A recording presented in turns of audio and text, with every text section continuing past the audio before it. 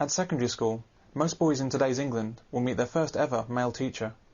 By now, the majority of boys have already been successfully turned off education, and only a great deal of work can bring them back again. But it's still possible. But secondary schools are no longer equipped to handle boys. Indeed, they're deliberately designed to be ill-equipped to deal with boys. The support and encouragement of female students is the manifest priority in secondary schools. Boys are clearly and deliberately sidelined in all aspects of the curriculum, under the presumption that girls are the ones who need more help and encouragement. What you had back in the 70s was that they decided, the Quality Curriculum Authority, and it's in their book, that boys could do better. They published that in '98. And they concluded in it that a lot of work was done in the 70s to improve girls in the sciences and maths because they were behind boys. And they also acknowledged at that time that boys were behind girls in English, literature and languages, but they chose to do nothing about that. So we had 10, 20, 30 years of progressive work aimed at girls in education to improve their education, and the boys were just left out in the cold. And then of course you then had that awful headline banner in the Independent about 3 years ago, where it's official, girls are better than boys. Now, I don't know what a young boy feels when he reads that, but I think that's quite damning. Boys need several things in order to focus on study. Chief amongst these are physical exercise and lots of it, teachers they can respect and identify with, exciting learning material, and a strong element of competition. These male traits and educational requirements are well understood elements to boys' education that any private school in the UK adheres to. That's why academic achievement in Britain is highest in boys-only private schools.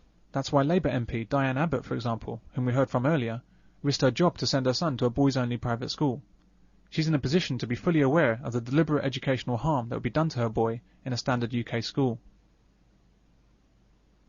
Boys are energetic and awkward and like to break the rules. They require more effort from teachers and are more of a challenge to teach than girls, but the results are generally much more impressive. Boys excel at maths, computing and the sciences in particular, but the very best students at all subjects tend to be male.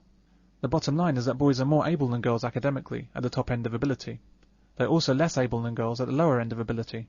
Males almost exclusively make up the brightest and also the stupidest people on the planet. In the middle of ability exist women and the remaining men. But when the president of Harvard University dared to suggest that boys may be better at some things than girls, he was vilified for it. Harvard President Larry Summers floated the idea that when it comes to math and science, there may be an innate difference between men and women. 1 week and 3 apologies later, the debate over Lawrence Summers' remarks hasn't died down. In a letter to Harvard students and faculty, he apologized 3 times, saying he was wrong. In contrast, a British MP was free to claim that girls are simply smarter than boys.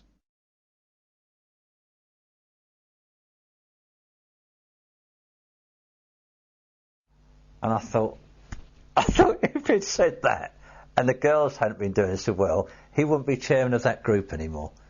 He'd have been hoofed off as, and he said that, and he was allowed to get away with it.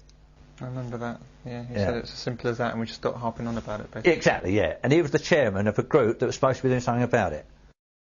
This shows the evil that's been growing in our education system. What effect do such comments have on boys' achievement? Who's standing up for boys in our society?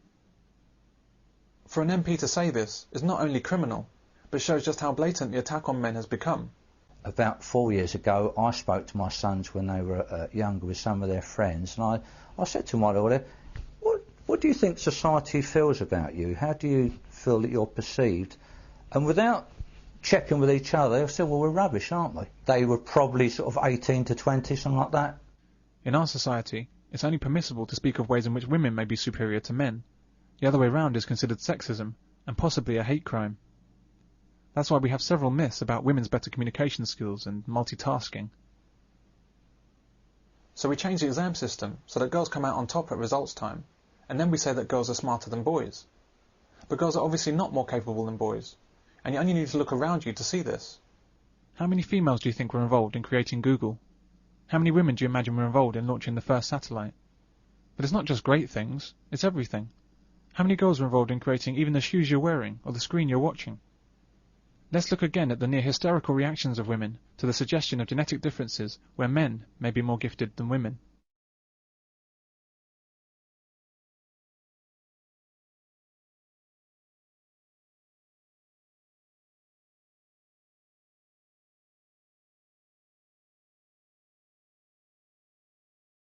there may be an innate difference between men and women.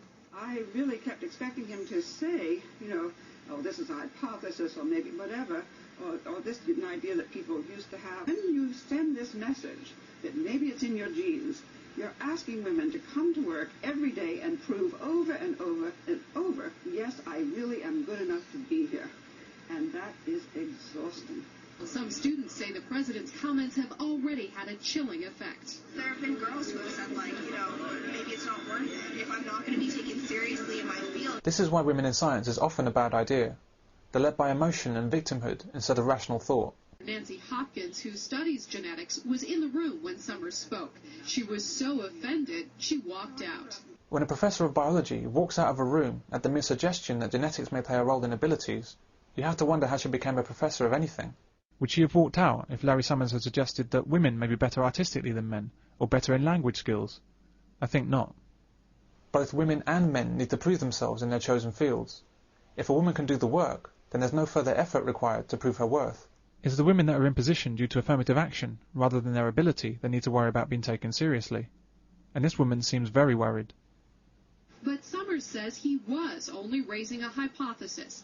In a letter to Harvard students and faculty, Summers wrote, "I did not say and I do not believe that girls are intellectually less able than boys." And he apologized 3 times, saying he was wrong. He wasn't wrong, he just ran up against feminism and got hit hard. There are obvious intellectual differences between men and women, just as there are obvious physical differences between men and women. To deny them is foolish. There are all sorts of forbidden opinions on campus. Says she's been hissed and booed for daring to challenge liberal thought, and she defends Summers' right to raise controversial theories. He should not have apologized. Every time he apologizes, he drives another stake into the heart of free discussion. He had no choice but to apologize.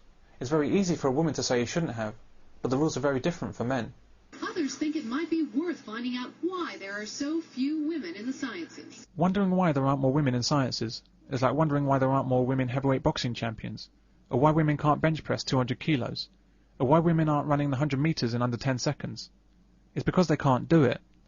It's not discrimination, it's a fact of life. The topic is on every table. You're a senior. Yes, I'm an applied math concentrator with chemistry. Molly Welch wants to know why she's had only 1 female professor in her 4 years at this school.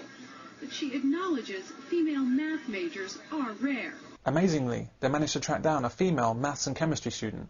That's about as rare as a one-armed, black, Jewish, visually impaired, deaf concert violinist. It actually is kind of aggravating to me because, I've been in a math course with, out of 20 students, only 3 girls, and it's just really discouraging. Why is she discouraged by studying with men? How exactly does the sex of fellow students affect the study of maths? Would she say the same if she was one of 3 white students in an all-black class? Women make up more than half of all graduate students at U.S. universities and colleges, but only a little more than a third of faculty. And among full professors, only 23% are women. That's because, in the main, these women have chosen to quit work in their fields to have children, and so don't get promoted into professorships. And the same is true of other professions. I've seen my best friend in Parliament, who was a young woman in her 30s, extremely capable. She wasn't willing to basically never see her young children, and so she left Parliament at the age of 38.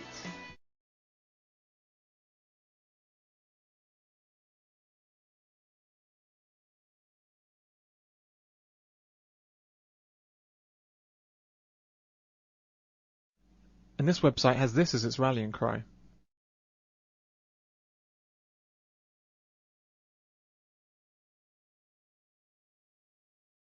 Are you kidding me?